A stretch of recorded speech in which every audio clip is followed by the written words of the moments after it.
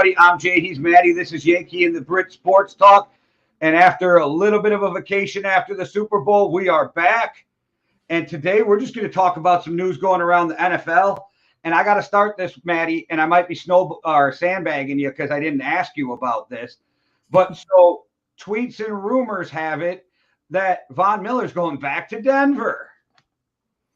That's just a weird move to me, isn't it? Like, I've just won the Super Bowl, done a really good job, but Von Miller must fucking love Denver. So that must be it. That's got to be the reason. He's like, oh yeah, my 1 year, or not even 1 year, like what? 10 games.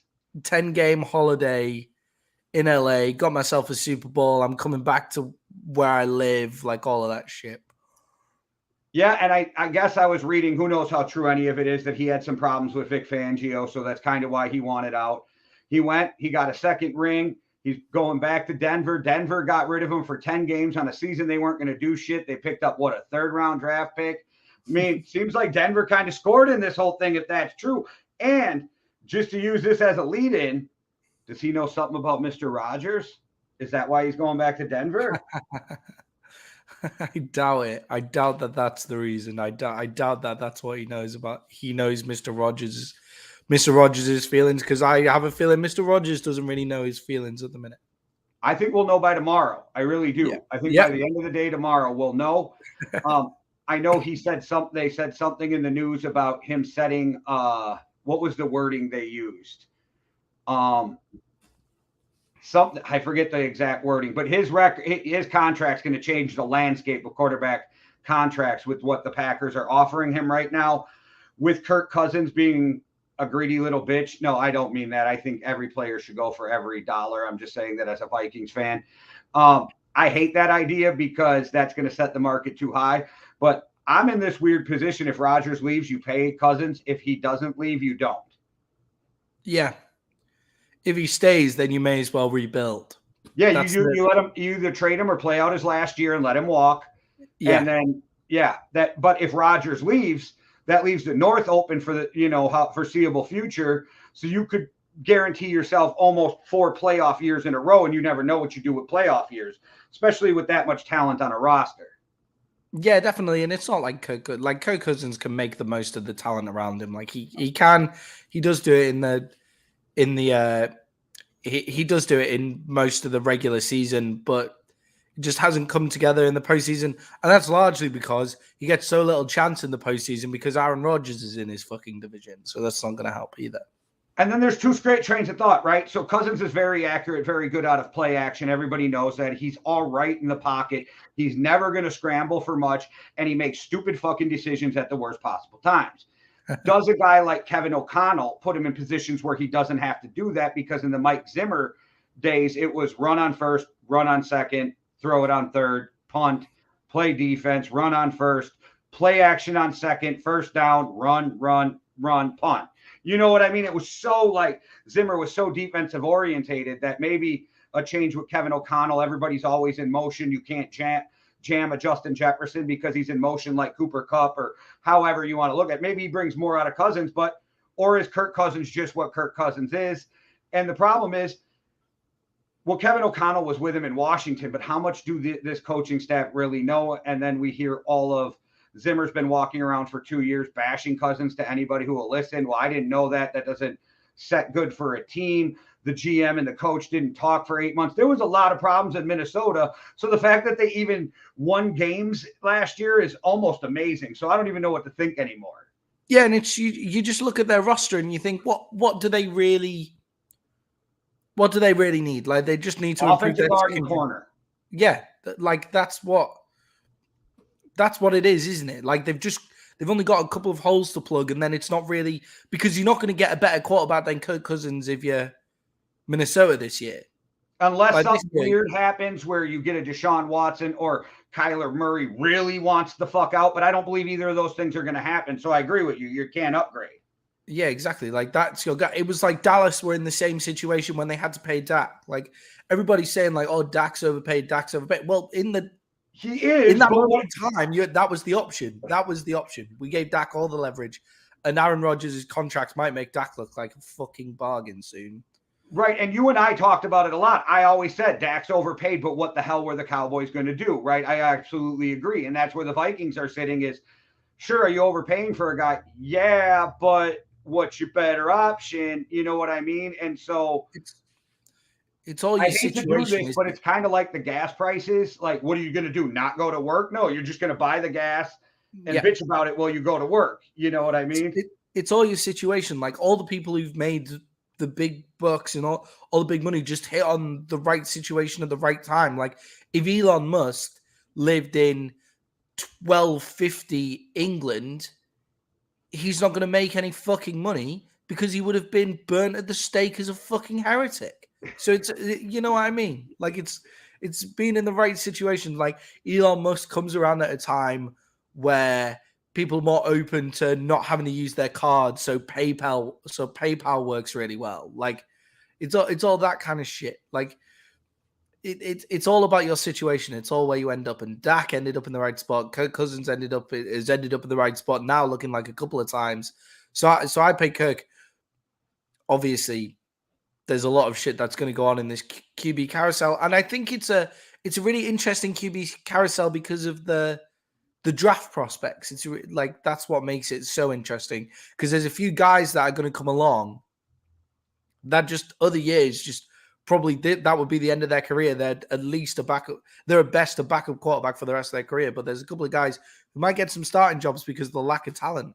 You'd think you were a professional, Maddie, because that was the next thing I was going to bring up was, and I've been getting beat up online all day, but nicely, you know what I mean? So, Yeah. Brandon, if you ever watch, really enjoy the debate with you because we disagree, but you are a class act. Oh, also, you guys, before we go any further, and I already forgot, I want to give a shout out to Andrew being the first person to buy me a cup of coffee. So, if you want to support the work and everything we do, just go there and it's as cheap as buying us a cup of coffee. But Mm-hmm. shout out to Andrew for being the first one. All right, now back to this. So Brandon and I were going back, but me and a couple other guys are going back and forth. And no, I do not know Brandon, but we go back and forth all day, so it was good. Yep. I think Pickett's hand size really killed him. I think he's out of the first round with an 8.5 with an inch hand size. So, but you know me, I've been talking to you a little bit before this. I think Malik Willis is probably the top prospect, 6 foot, pretty accurate guy. Can feather the ball, can like throw it into contested areas. He has a pretty decent deep ball, and his legs are more like he moves in the pocket more than tuck and run. I really think he could be some, but you don't know. His competition was not SEC competition. It wasn't great competition, and he had a bad pro day, which was weird. It was like he had a really bad pro day compared Yeah. to his tape. Who the But fuck has a bad pro day? Teddy That's Bridgewater. yeah. You know. And then Didn't many Jamarcus people Russell put had him a on a great one, team? and we know how that turned out, right? So, Yeah. but it's the tape for me. So if somebody drafts this kid and wants to like give him a year to see, I think it's a good idea. But I don't think any of these kids should be drafted in the first round. I don't know. I if you're really looking for a QB, then maybe draft him in the first round because it's QB and all of that kind of shit. Malik Willis is like his arm is so strong. Like he has very similar scout report to a guy like Patrick Mahomes. Like roller coaster up and down could go either way. Like with Yep. Malik Willis, definitely could go either way. But I prefer him over a guy like Sam Howell. Now Sam Howell's probably actually the most NFL ready, but not as a fucking thrower. Like Right. not Right. throwing the ball. Like you could build an offense around Sam Howell in the same way that the Saints have had to do it around Taysom Hill. Like Sam Howell broke 63 tackles this year. Like that's insane. That's an insane amount of tackles in a career, but can he throw with the big boys? Possibly not. So if you're looking for a weapon, Sam Howell's probably the most ready quarterback out of all of them to actually play day one, but Malik Willis is probably actually the best quarterback in terms of where he can go. He kind of gives me Trey Lance vibes. And Trey Lance kind of vibes.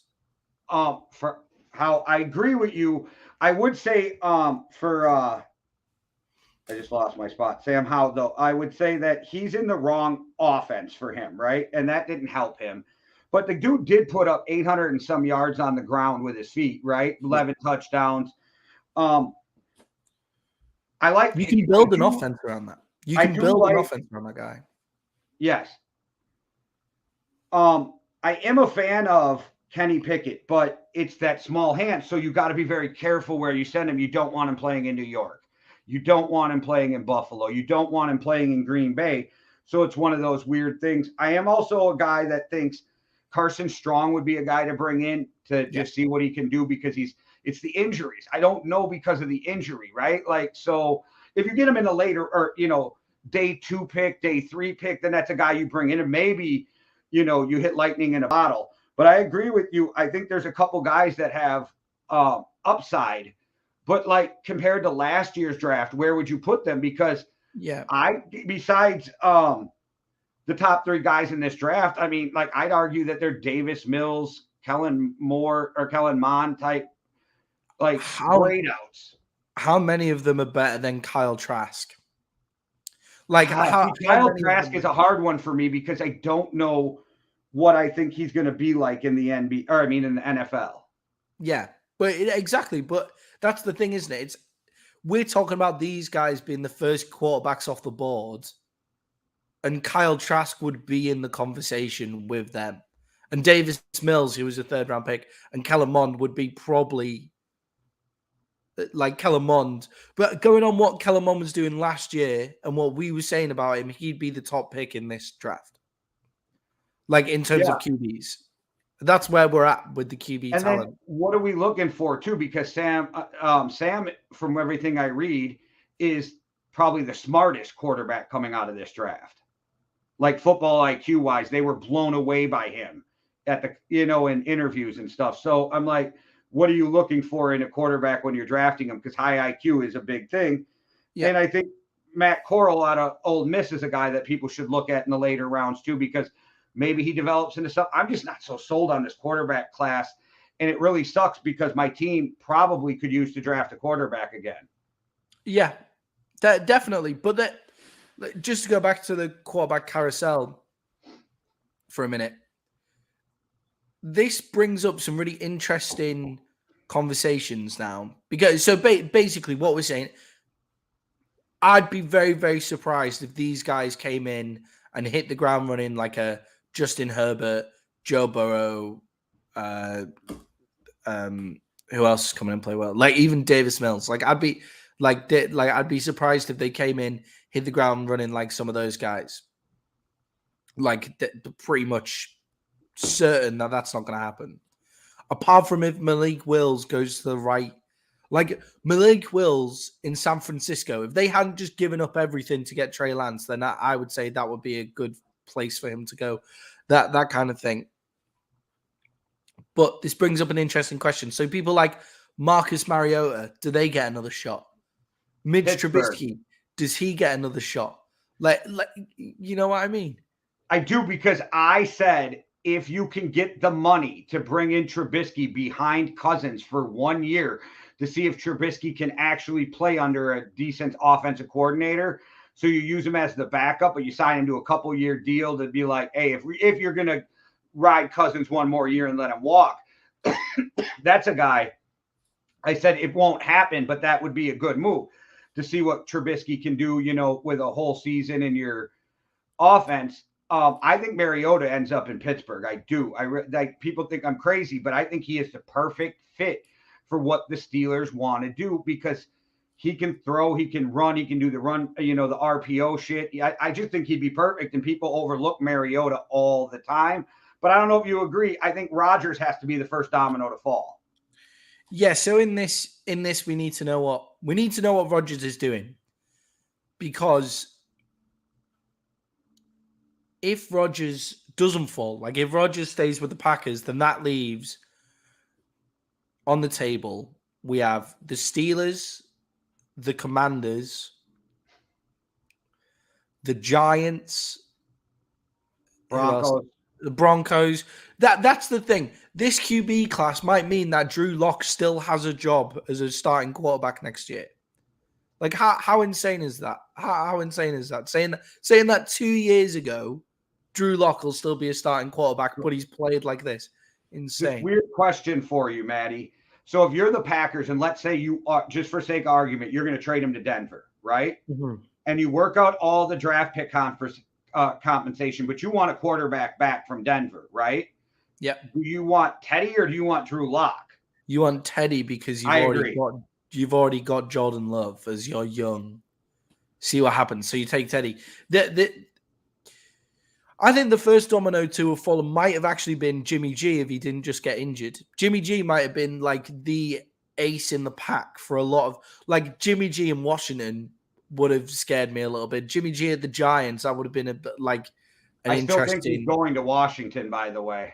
Yeah, but he's like, he just doesn't play. Like, he just doesn't play. But then that's perfect when you have Heineke. Heineke playing 5 games a season.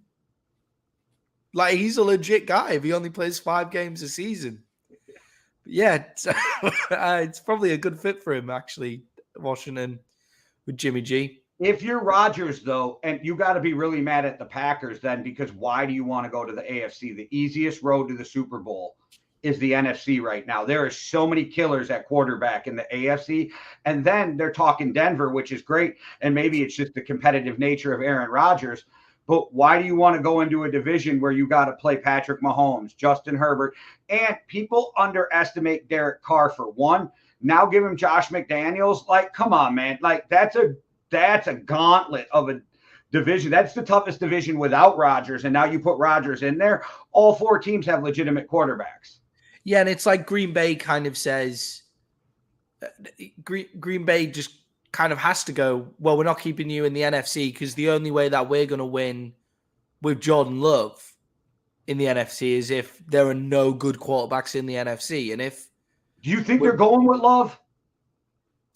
Well, I don't know. We'd have to see who's available when Rodgers falls. Like, that's the thing. Who do they pick up after that? Who I don't know. After watching him, I'd rather play Sam Darnold, and you know how I feel about that. But I think Sam Darnold with a Matt LaFleur might be better than the Sam Darnold we've seen at the other 2 stops.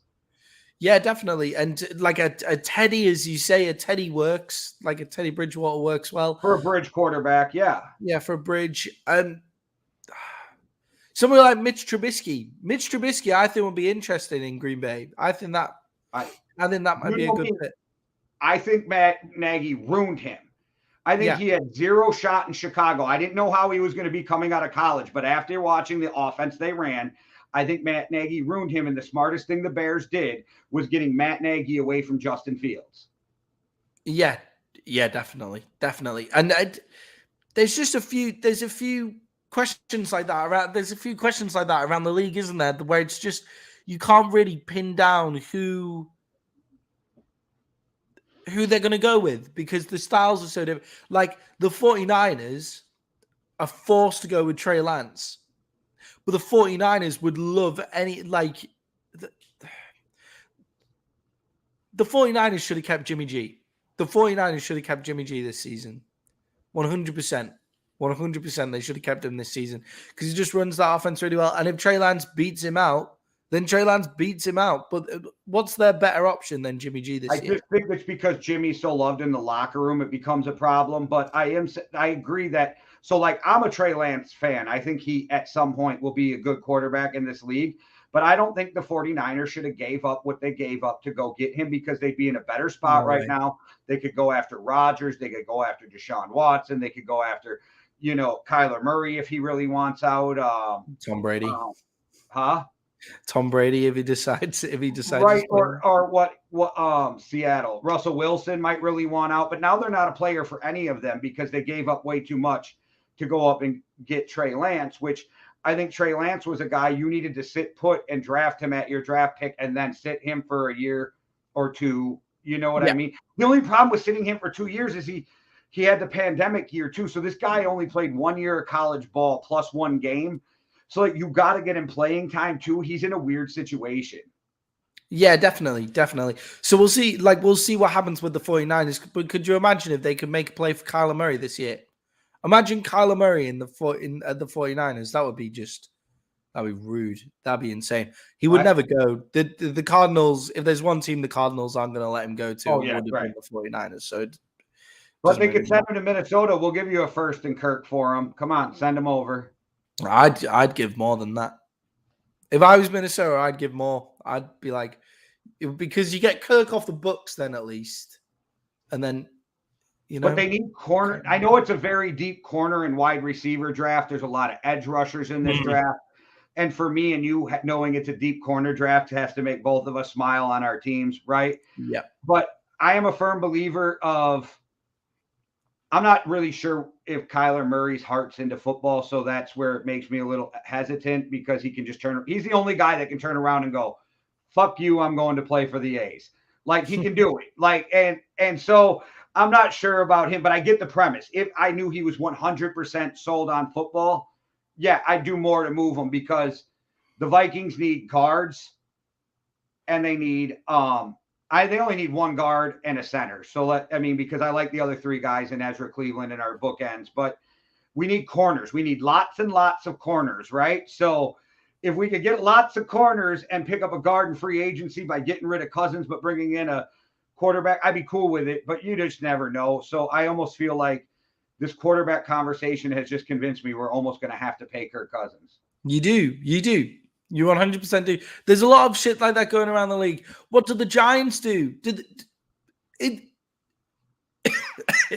the guys available better than Daniel Jones? Yeah, I try to trade Danny Dimes to like Pittsburgh or something and see what I can do because even if Danny Dimes can play, there's something about New York. I don't think it's good for him, and that team's not good for him. And I think he's just going to keep getting beat up. Yeah, it's a lot easier for the new coaching staff though. If they suck this year, they can blame it on Danny Dimes and wait for a better QB situation to come through. Like, how many people that are available are better than Danny Dimes? Like that we know for a fact are better. So Aaron Rodgers. Jimmy G, if he's not injured. I don't think Kyler Murray's leaving Arizona this year. I think Teddy Bridgewater is a better quarterback, but that's just from what we've seen. I think Danny Dimes has a better upside. So I don't know how we're going to judge that. Exactly. So would I give up on Danny Dimes for Teddy? Probably not. Unless I could get some draft picks for Danny, then I'd do it, Yeah, it's just if you give up on Danny Dimes for Teddy Bridgewater, then that Teddy Bridgewater then becomes your quarterback. Just your quarterback till you find your next one, though, is kind of what I'm getting at. Like, you get picks, you get rid of Danny Dimes because you're not sold on him. Use Teddy or somebody like that as the bridge to find your next guy. But that's only if you plan on building your team up around them while looking for a quarterback. And we know how looking for a quarterback goes. Teams have been doing it for 20 years straight, It's just, I imagine Fitzmagic in the Giants uniform. That might be fun. That would be fun. Anywhere where he is, it's a good time. But it goes from Fitzmagic to Fitztragic at some point. So yeah. But Fitzmagic in New York, that would be fun to watch. So if you get a real dude in Washington, do you think maybe about trading Taylor Heineke to again, I'm going to go back to Pittsburgh where they don't need the quarterback to be the be all and end all. They just need a solid dude to not make mistakes and to get him some points. No, well, it depends If it's Jimmy G, then you need to keep Taylor Heineke. Like, if it's Jimmy G, then you keep Taylor Heineke. Deshaun Watson. Jimmy G's going to be there. And somebody's going to end up with Deshaun Watson before the season's over. Deshaun Watson in the Capitol just doesn't sound right, does it? I hate that name anyway. I can't get over the Commanders. I freaking hate it. Yeah, and Deshaun Watson, it doesn't sound right to have him in the Capitol. You know what I mean? Like, with all of that stuff going on, do you really want him in the capital city? No, probably not. And let's keep him in Miami. I think the Texans are going to take a beating on that trade. I don't care what anybody says. They want that $40 million off the books. And I don't think there's as many teams as they're talking that are willing to give up 3 first-round draft picks. Watch. They're going to get stuck taking a first and some back change picks. Yeah, it's like Deshaun Watson goes to Miami. Then Tua becomes available. Then Tua. Then you have a few other things that could happen there. So Tua the Giants to the Miami said they're out on Watson, though. Miami's out on Watson. I know. That was kind of like the perfect place for him, though, isn't it? Like a bit of a sleazy city, but never mind. Never mind. Vegas might be the only other place for him. God. I seen that Philadelphia sent out a private investigator to find out if Deshaun Watson likes massages with happy endings.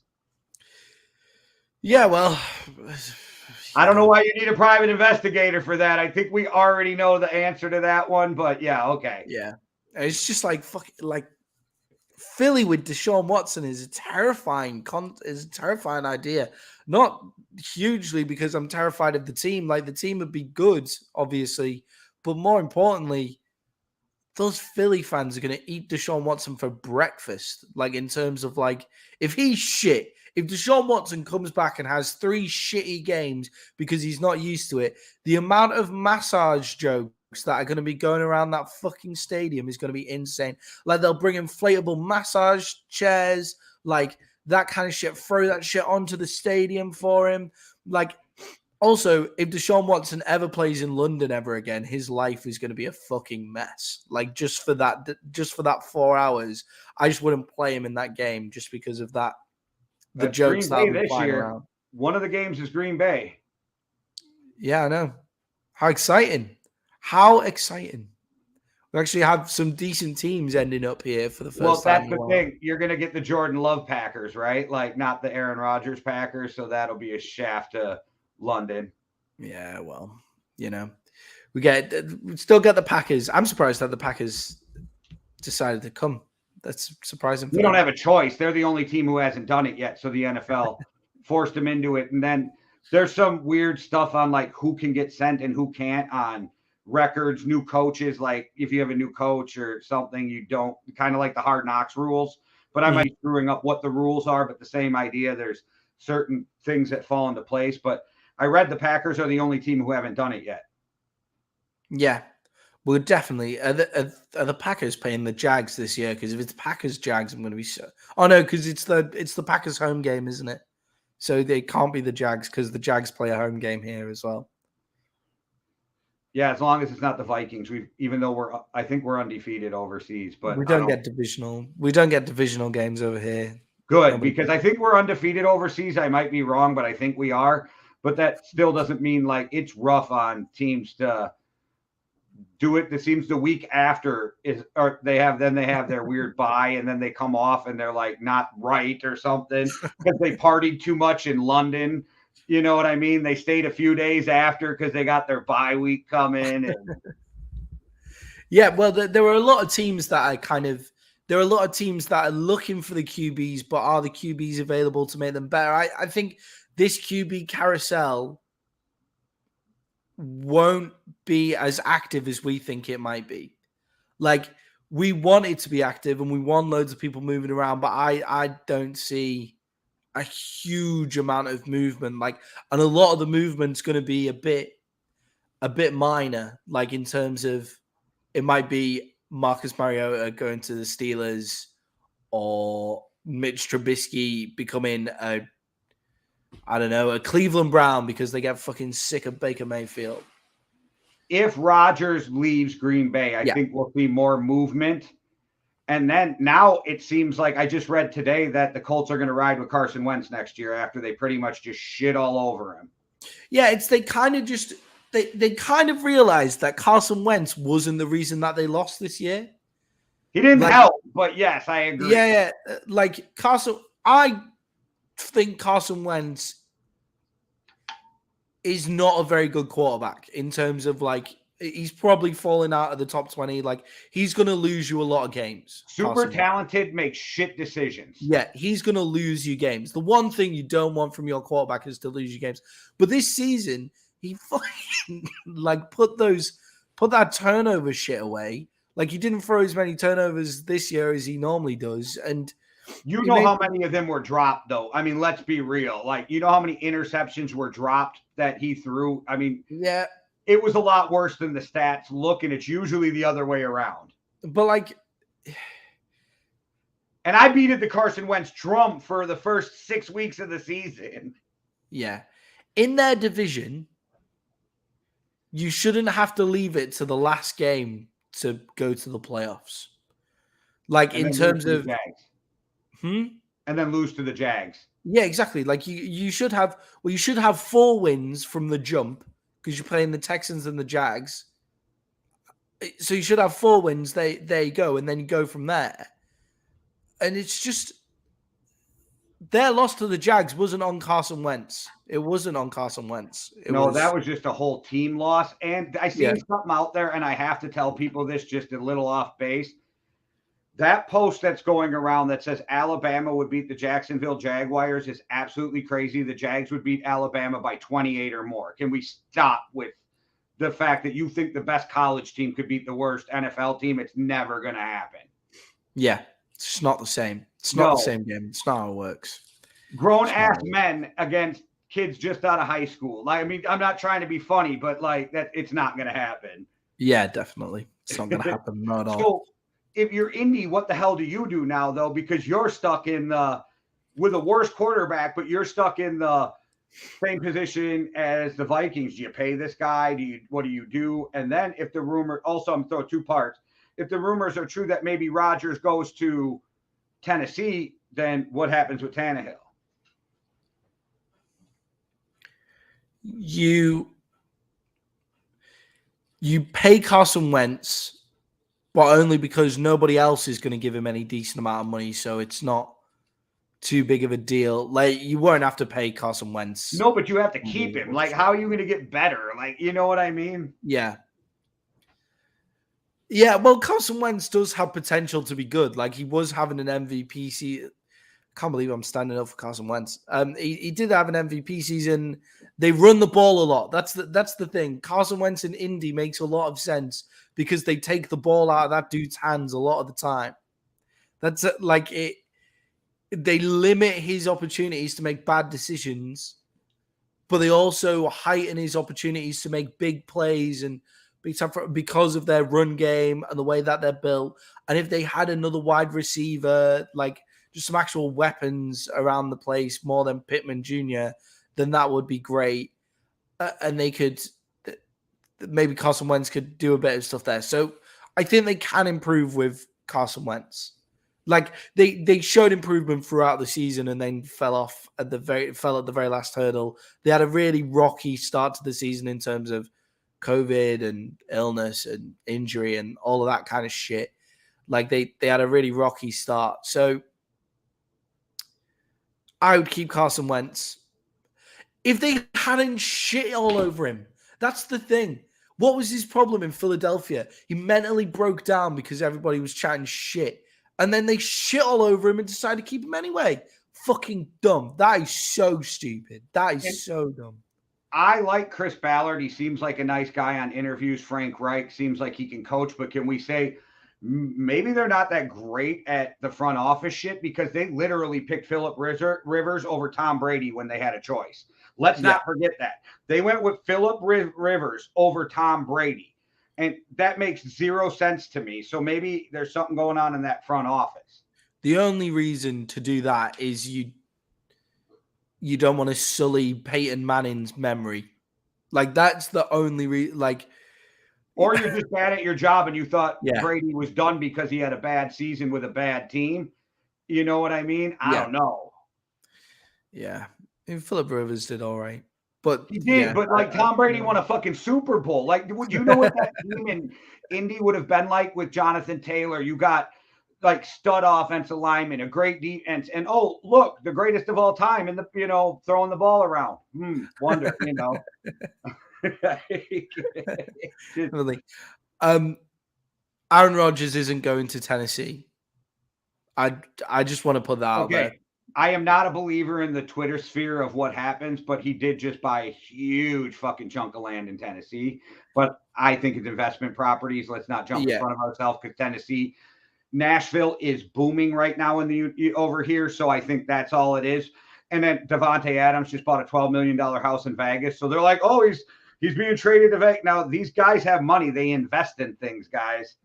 So I was just about to say, it's not just in It's not just in Nashville, Tennessee either. It's in like the nicest fucking suburb of Nashville, Tennessee. Like that's the thing, isn't it? It's yeah, I would love to buy some land there. Like I'm not moving to Nashville, Tennessee, but if I had the money, it's a nice option just to say, yeah, fuck it. Let's just go to Nashville for a week. But to own that land, build a bit of shit on it and just go, yep, that's generational wealth for my family forever. But I mean, I think big we will family. find out next day or two, Maddie, what's going on with Rodgers. But if somebody put my feet to the fire right now and said, bet, he's going to Denver, and this is the only reason I think this is, they can keep saying in the tabloids all they want that him and Shailene are broke up. They're not. They're seen at every wedding together. They're out at dinner together. They were just at Bakhtiari's wedding together, having a great time. And when Aaron Rodgers was giving her praise on the Pat McAfee show, there was a woman who laughed in the background. Not a fact I can say this, but I'm pretty sure that was her. I think the media's got some bad information and they're running with it, but she has big roots in Denver. And if they're still together, I think that's a big play on what his decision might be. And it might come tomorrow that I'm completely fucking wrong, but that's my guess. And Denver's a shit ton of fun. Yeah. And their roster should be doing way better than it actually is. And it's a booming city with a lot of investment opportunity. It still gets cold and snow, but nothing like Wisconsin. Yeah. Well, yeah, definitely. And there's also that there is the fact that it's a much harder route to the Super Bowl being in Denver. Yes. But you've got to you think Rodgers is almost the type of guy that would face it, like that kind of challenge, though? Yeah, I do. I do. I think he kind of looks at it and just goes, right then. However, like let's go. Because he's so confident. I think he thinks he's better than all them quarterbacks. Yeah, and it's just it's also the fact that the Denver offense is better than, like, the Denver offense in terms of a roster is better than the Green Bay offense in terms of a roster. We're the only two people I think who think that, but I agree with you. And if you're Aaron Rodgers and you think you're the greatest quarterback in the league, Aaron Rodgers thinks he's the MVP every year. Like he 100% believes he's the fucking greatest quarterback in the league. He doesn't give a shit. Like if you put him on a better team, he's gonna beat those other quarterbacks. Like it's not a question in his mind. I thought he was going to Denver from the start. I'm suspicious because I felt like we would have heard something. I felt we would have heard more about it. It's a very I agree with secret. you, but AJ Hawk said something this morning, not to give it away, but he goes, Aaron was not going to announce anything either way before this weekend because he was not going to step on David Bakhtiari's shine for his wedding. He was not going to step on one of his best friends' weekends and make it all about where Aaron Rodgers is going. So that kind of made sense to me on why we hadn't heard anything. Yeah. You just feel like one of the NFL insiders would have a scoop on that, though, don't you? If there was a big move happening.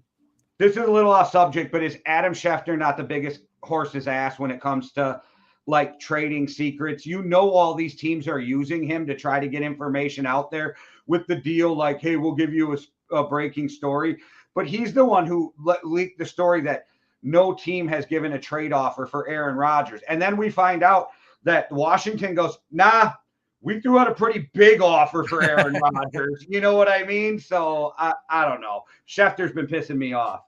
Yeah. I think we could write the Commanders off as a destination for Rodgers. I agree, but you can't fault them for calling every team. No, 100%. They have to do that. They even said, we called Kansas City about Patrick Mahomes. We knew we were going to get hung up on, but we still called. Yeah, they 100% have to do that. We all know where the Washington Commanders, where that hole is. That we know where they need to improve, and it's quarterback. They've done everything else. Everything else is pretty set. They could do with possibly another wide receiver. Like, we'll find out if Terry McLaurin's really a number one. I think he's just like the best number two of all time. But like, we could see how we'll find out how he does at number one. They need to find a quarterback. They need a quarterback desperately. Yeah, I think that it's funny. I'm going to sound like I'm playing the fence, but it's either going to be very little movement or a ton of movement when it comes to the quarterback position. And again, I just think it all drop. It all is going to fall on what Aaron Rodgers decides to do. And maybe I'm wrong, but I think he tells us in the next day or two. Yeah, definitely. Yeah, I'm excited to find out. And when we find out, we'll come on and we'll talk about it. I'm sure. I This know. time of year drives me insane because I want information faster than it comes. You know what I mean? Like, Yeah, I want to 100%. know. I already know the Vikings are gonna take Danielle Hunter's contract and throw it into a bonus because there's the 2 void years at the end, right? Yeah. And it's going to get us right to the salary cap. I already know they're going to do this. They haven't done it yet, so it's driving me insane. Yeah, and have you seen Dax apparently restructuring his contract to free up some free agent money for the Cowboys to work with to re-sign Amari Cooper? And it's always great for the player because they get all that money up front now instead of waiting for it. But then it helps the team. I almost think someday there's going to be some owner that like is going to get pissed off and throw a big fit, and they're going to have to change how the salary cap's done because you can play so many games with it. Yeah, definitely. And the teams that play the salary cap, that's the thing. This is one of the most irritating things about being a fucking Dallas Cowboys fan. We play the salary cap just as well as most people. Like, we play the salary cap perhaps better than everyone. Like, when you look at everybody's like, oh, they overpay this position, they overpay this position. How are we able to overpay every single position? I don't understand.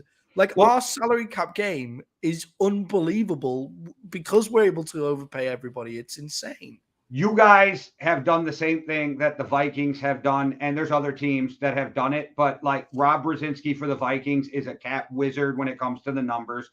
And teams like the Vikings, the Cowboys, the Patriots, the Packers, they plan out 5 years in advance. That's why when everybody thinks they're in salary cap hell, all of a sudden they turn around and they go, how did they just free up 20 million to go sign a free agent? Yeah, exactly. Like, the Cowboys are about to free up 16 million.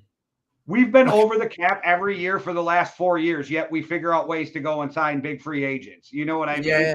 Yeah. I think Kansas City's cap wizardry is pretty nasty. That's absolutely. Pretty good. Yeah, they might be the best. Actually, about them, but they are probably the best right now with that weird Patrick Mahomes voodoo like math. Yeah, that was pretty cool. Yeah, it was when that contract came out. Actually, we like once I read 40 million a year and was like, oh fuck, that's not good. And then I read through the contract a little bit with my limited knowledge of contract law. I read through it and was like, actually, this can be played the hell out of. It's like, if we get through that first year where he earns $73 million in 1 year, now all of it's just like a lot of playing around, a lot of void years and voodoo and that kind of shit. Well, Maddie, the draft is coming. The combine's over. The underwear Olympics, as I call it, because dude, whatever the tape said is what these teams are going to go with. The only thing worth the shit at the combine is the interviews and the measurables, right? Like the medical, the height, the weight. Like, you already know if they can run fast. You don't need a 40 time to tell me if they can run fast. You know what I mean? You already know if they can cover or catch, throw the ball. So all that stuff's weird to me. But now that the combine's over, that 4:00 Eastern tomorrow, tags have to be in. And then I think it's the 18th free agency starts, but it's really the 14th with the tampering time. So yeah, we're getting there. It's getting exciting. Here we go. This is it. This is the best time of year. Like, obviously, I love watching the football, but in terms of what we do in the podcasting sphere, because everybody knows what happens in the games. Like, you guys have eyes. They're as trained as we are. We just love football, so we sit and watch it all. But the guys that are watching this, you guys have eyes. You can see what's going on in a game. What I love is being able to just sit and just read news story after news story, drama after drama, like do our own scouting shit because we find the time to go through and find all of that stuff out because we love it so much. So we go through, do our own scouting shit, all of that kind of stuff. This is where our own opinions can actually properly come in and influence what we say on this show. And I love this time of year. So my form of role playing, okay, it's not real, but like I almost feel like a coach. This is why I love this time of year, because I search out coaching tape when I'm looking on a guy. I love watching highlights, and like I've had people in my life tell me you watch more film than the coaches do, right? Like joking around.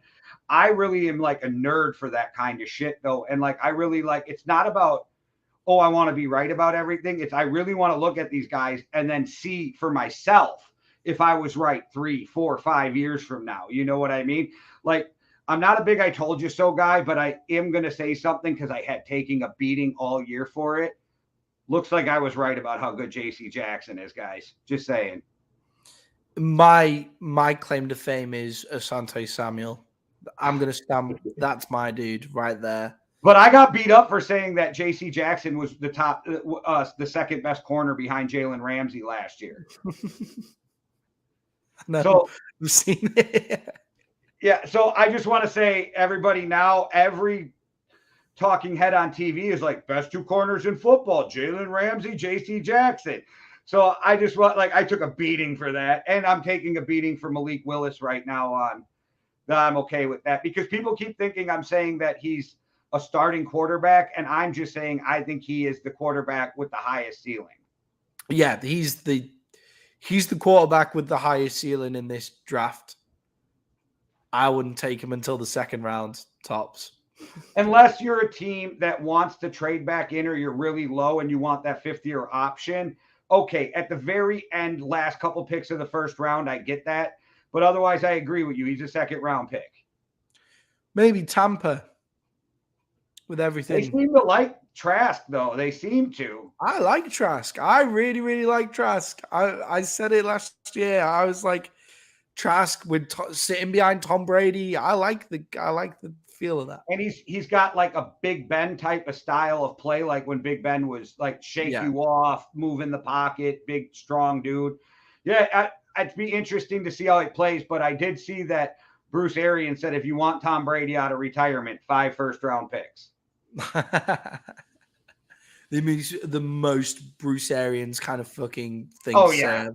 Oh, yeah. And he do it as well. You got to love BA, though, because he's just all up in your face as a coach, like out in the open.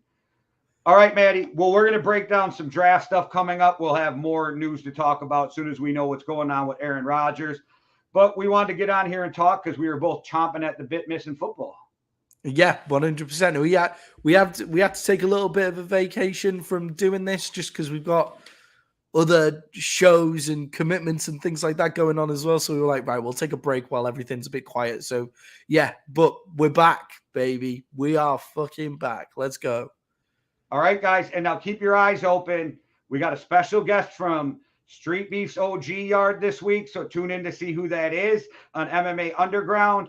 The Mark Out podcast will be back this week. One of the hosts was moving, so that's settled now.